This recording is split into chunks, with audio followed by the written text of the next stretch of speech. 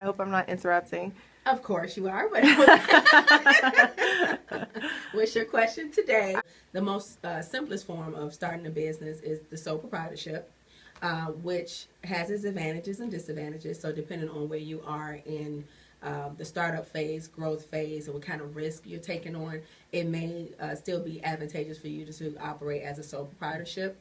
It does leave your personal assets at risk because the IRS does not regard your business as being separate from you. So generally, if you're sued under your business, then your personal assets will be at stake. So you have LLC, which is limited liability company. And that is another structure that was kind of created in order to give those sole proprietors who had the risk of doing business, give them that protection that they would get as a corporation, but still be able to get the tax benefits to operate as a sole proprietorship.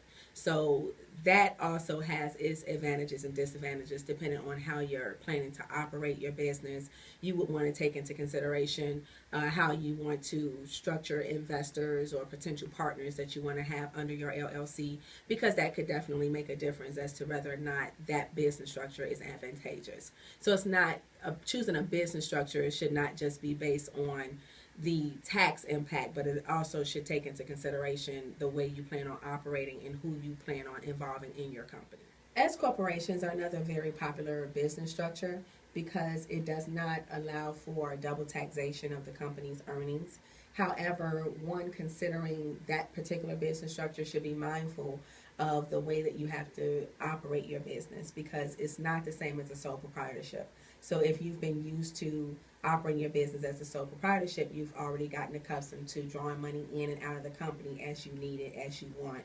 And so it's no real structure to that. But when you create any type of a corporation, you are creating what the government considers to be an artificial person. So it's a person separate from you. So even though you are the shareholder or the owner of the company, you can't say, well, this is my money because because you're the owner of the corporation. It is the corporation's money, so there are limited ways that you can extract money from your corporation. So you'll have to keep that in mind. I have to handle this. Give me 1 second, please. Anderson's Enterprise, how may I help you?